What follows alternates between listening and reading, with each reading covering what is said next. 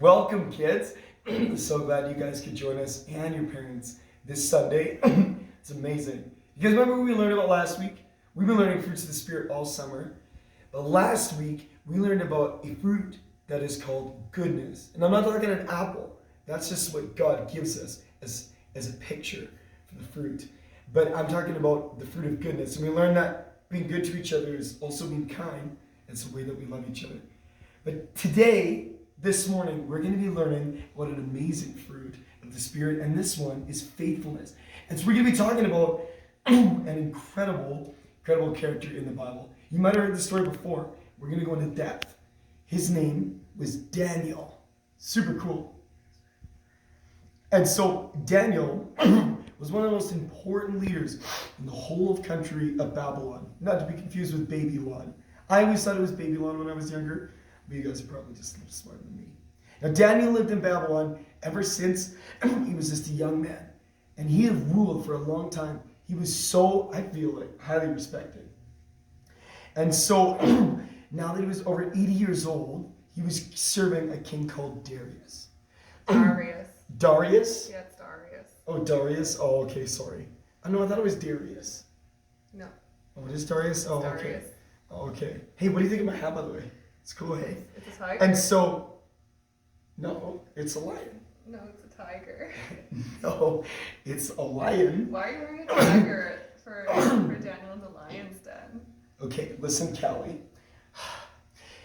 This hat is a lion. It's orange, black, it has stripes, and it's a tiger. Okay, anyway, we're going to move on with the story. Because Daniel was so wise and honest, probably a little smarter than me. I totally thought that was a lion. King Darius made Daniel the governor. And so when King Darius did this, it made all the other governors around Daniel really jealous. And they knew that Daniel believed in God and that he obeyed with him. And that he was faithful to God. And he prayed to him every single day, which Daniel did. And so they thought, because Daniel was doing everything seemed right, they could not figure out a way to make it so that Daniel they could get rid of him or even kill him. So what they decided to do was they decided to make a law and trick the King Darius to thinking that it was a real law, which became in effect, and that was that for 30 days, if anyone was caught praying, that they would be thrown into the den of lions. Den of lions. Not just one lion, lions. Yeah, lions, not tigers. Or bears. Oh my. Quit distracting me, Calli. Now, of course, naturally, what the governors decided to do was they decided to try to trick Daniel. Because they knew he would not stop obeying his God, because Daniel is faithful to his God, our God. And so what ended up happening was they stood outside of his house and they saw Daniel kneeling like he did. He prayed 3 times a day and found him kneeling right by his window and caught him praying. So they ran to King Darius and they said, King Darius, you are not going to believe it. They ran straight there. They said, Daniel was praying, and that's against the law, which means he has to be thrown into the den of lions. And because that was the law that they had made, and the king had made, he had to go through with it. And so King Darius realized he had been tricked, and he also realized that the leaders wanted to kill Daniel, but he had to go through with what he said.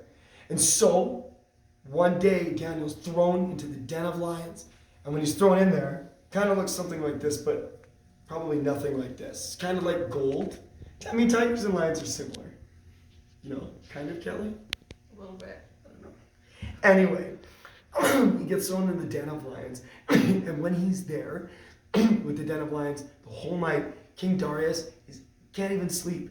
He is so scared for Daniel because he really did like Daniel, didn't he?